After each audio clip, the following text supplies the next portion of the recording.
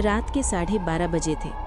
पुरानी दिल्ली के उस अपार्टमेंट की चौथी मंजिल पर बस एक ही खिड़की में रोशनी थी, सीमा के कमरे की। बाकी मंजिल अंधेरे में डूबी हुई थी। बाहर ठंडी हवा चल रही थी और गलियारे की ट्यूबलाइट हर कुछ सेकंड में टिमटिमा रही थी, जैसे किसी की सांस फूटी हो। सीमा देर रात तक काम कर रही थी। लैपटॉप की नीली स्क्रीन उसके चेहरे पर हल्की चमक डाल रही थी। तभी दरवाजे पर धीमी सी दस्तक हुई। 3 बार। वो जड़ हो गई। अपार्टमेंट में उस समय कोई नहीं था। सामने वाले फ्लैट में रहने वाली बूढ़ी औरत अस्पताल में भर्ती थी और नीचे के सारे किराएदार अपने गांव जा चुके थे। उसे याद आया, शाम को वही बूढ़ी औरत जाते जाते बोली थी, रात में अगर कोई भी बुलाए, चाहे नाम लेकर ही क्यों ना पुकारे, दरवाजा मत खोलना। तब सीमा ने हंसकर कहा था, आंटी यहाँ कौन बुलाएगा। लेकिन यार वही बात दिमाग में गूंज रही थी, जैसे किसी ने दीवारों पर लिख दी हो।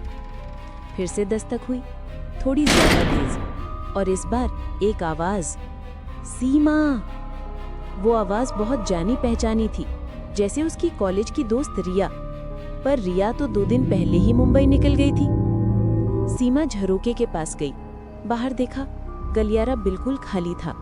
बस ट्यूबलाइट के नीचे रखी प्लास्टिक की बाल्टी धीरे धीरे हिल रही थी। कोई दिखाई नहीं दे रहा था। उसने खिड़की बंद कर दी, पर अंदर घुटन बढ़ गई। उसे लगा जैसे कमरे की हवा भारी हो गई हो। अचानक मोबाइल की स्क्रीन चमकी।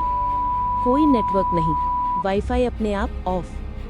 दस्तक तीसरी बार हुई, इस बार इतनी नजदीक कि दरवाजे की लकड़ी कांप गई। सीमा, मैं हूँ। वो आवाज दरवाजे के ठीक पीछे से आई थी। वो धीरे से आगे बढ़ी, कान लगाया।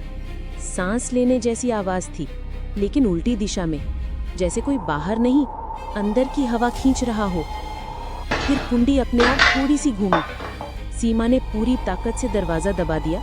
लकड़ी के नीचे से कुछ काला गाढ़ा तरल बहने लगा, जैसे पानी नहीं, पर छाई टपक रही हो। वो पीछे हट गई, सांसें तेज, दिल धड़कता हुआ। लाइट अचानक चली गई। कमरे में घुप अंधेरा। केवल खिड़की से आती सड़क की पीली रोशनी में उसकी परछाई दीवार पर झूल रही थी। ट्यूबलाइट झपकी और जली, लेकिन अब दीवार पर 2 परछाइयां थीं, एक उसकी और दूसरी ठीक उसके पीछे खड़ी किसी और की।